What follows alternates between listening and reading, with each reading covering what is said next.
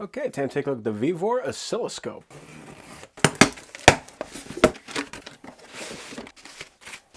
Look at that. It is amazing how small they can make oscilloscopes these days. So it does have a carrying handle. We got a USB port on the back so we can send data. Power port on the left side.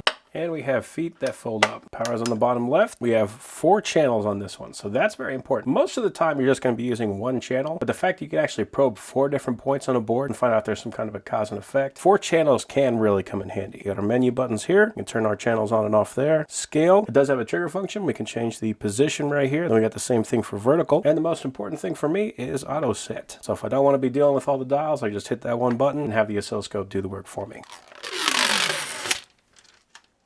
Very cool. And it looks like we do have test points here on the bottom. So it looks like it comes with 2 packs of probes. They're all the OW3100, so they're all 100 megahertz probes.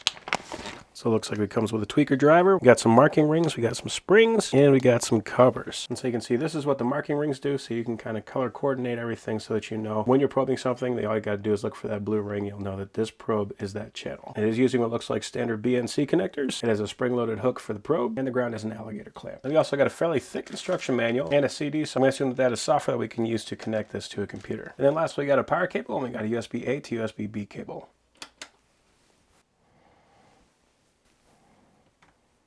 Okay, so that actually has a fairly nice looking display on it. We can see all 4 channels on there right away. If I turn on channel 1, that's cool. So we got the information on it. We can set all those right here. So we can change that DC, AC, or ground, inverted. Probe, so it is at a 10x. We're going to keep it as a 10x because that is the setting that this probe is on. So we can either use this as a 10x or a 1x depending on the amount of voltage that we want to test on here.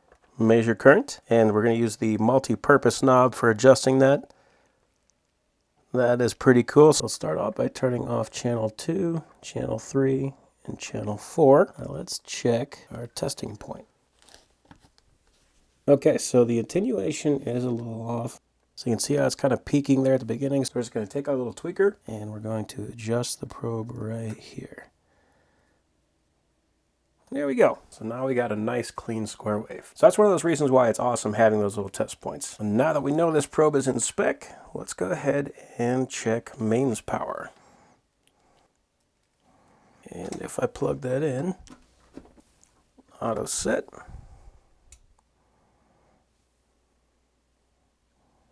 There we go. Picked it up right away. That is awesome. So we got a coarse setting and we got a fine setting right out of the box. And it's reading it super clear. Cool. Beautiful. And then this is one of my favorite things to use an oscilloscope for. So I've got an inverter here. So this is designed to take 20-volt batteries and turn it into AC output.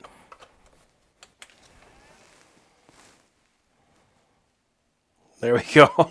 And you can see that is pretty darn far from AC output. Now I already knew that going in just because I know that this inverter was giving me problems, but this is going to be one way that we can actually identify why. What kind of wave are we getting? Is it one of those nice rounded waves like we were looking at when we were going into mains? Or is it some kind of jagged mess like this? So this is an awesome troubleshooting tool. Go ahead and shut that guy off.